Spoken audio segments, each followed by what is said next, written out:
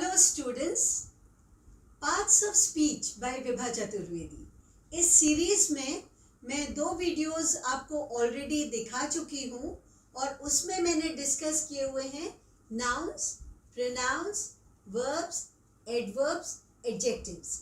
अब ये 5 parts of speech में ऑलरेडी डिस्कस कर चुकी हूँ।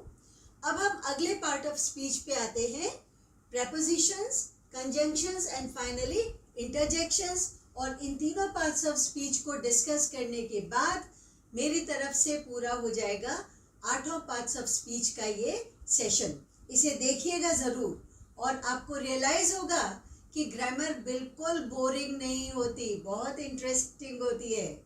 ठीक है, तो चलिए आगे बढ़ते हैं। और अब मैं आपके लिए लाई हूँ प्रेपोजिशंस।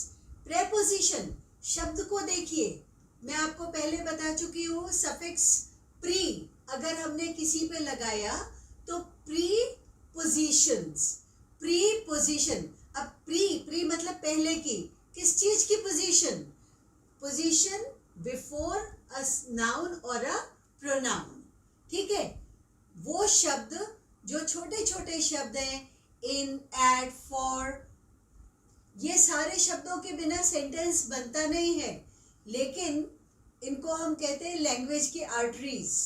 ठीक है, इनके बिना भी सेंटेंस नहीं बनता और इनका करेक्ट यूज होना भी बहुत ज़रूरी है। अगर गलत यूज कर दिया तो बड़ी मुश्किल आ जाती है। ठीक है, तो प्री पोजीशन किसकी? नाउन की या प्रोनाउन की। देखिए, सिंगल वर्ड प्रेपोजिशंस होते हैं, in, on, after, at, with, under, above etcetera.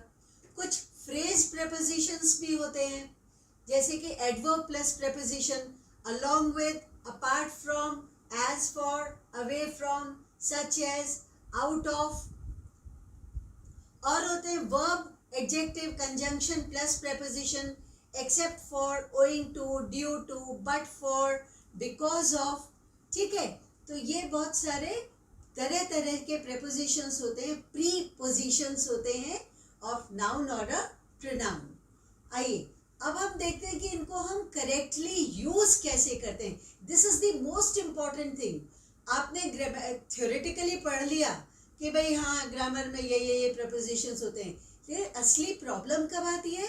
जब हम बोलते हैं या जब हम लिखते हैं या एग्जाम में फिल इन द ब्लैंक आता है कि करेक्ट प्रपोजिशन लगाओ, बड़ी मुश्किल आती है। भाई क्या लगाएं, कब लगाएं, कैसे लगाएं?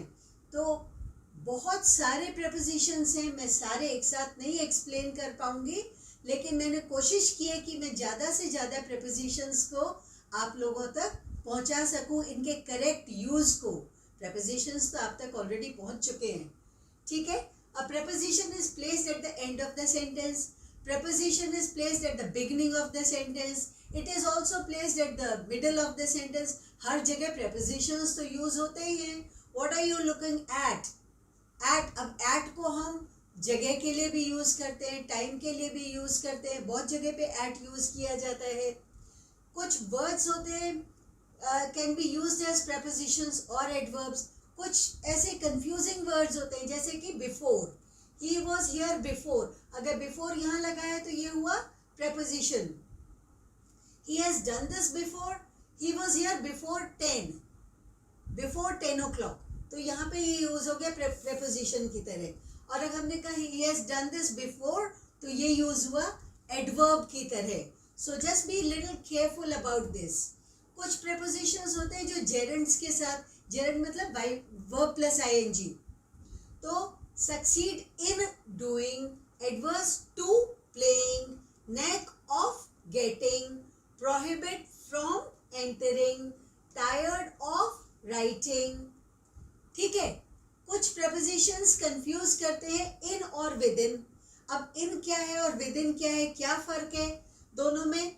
इन दोनों में फर्क है कि in refers to the end of time और a period of time, he will return in a month. ठीक है, और विद इन का मतलब, within means before the end of a period of time. मान लो किसी को 30 तारीख को लौटना है और वो 28 या 29 को लौट आए, तो हम कहेंगे he will return within a month, एक महीना पूरा होने से पहले। सो ये फर्क है इन और विद इन में।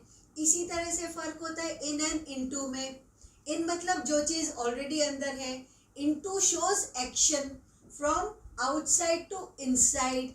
ही jumped into the swimming pool, they entered into the room, from outside to inside. इसी तरह होता है बिसाइड एंड बिसाइड्स। बिसाइड मतलब साथ में, this marker is placed beside me, and besides मतलब इसके अलावा। besides singing and dancing I also like cooking। ठीक है। between and among, between हम यूज करते हैं दो लोगों के बीच में, और among बहुत सारे ग्रुप के बीच में। ठीक है, तो ये यूज होते हैं correct use of prepositions. Normally common preposition errors कहाँ पर होती हैं वो देखिए। My first day in school, ये तो एक बार एक एग्जाम पेपर में मैंने देखा कि write a paragraph on my first day in school. नहीं भाई, my first day at school. I can't agree to you, wrong. I can't agree with you. We are on time to catch the train. अक्सर लोग बोल देते हैं we are in time to catch the train. What is the time in your watch? ये तो बड़ी ही common mistake है। बहुत लोग पूछते हैं what's the time in your watch? नहीं भाई, सही होता है what is the time by your watch? I go to school in bus, wrong.